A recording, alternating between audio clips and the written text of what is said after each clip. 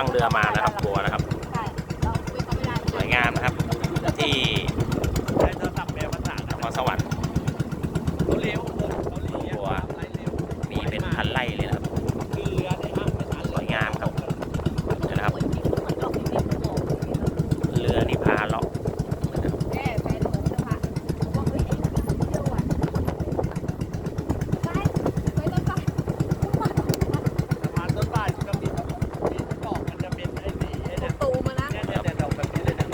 พันไร่เลย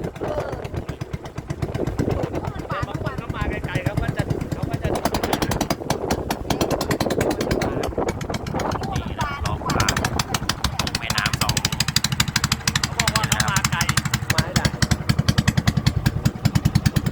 ลำหนึ่งก็3 คนนะครับเรือผมขับด้วย4น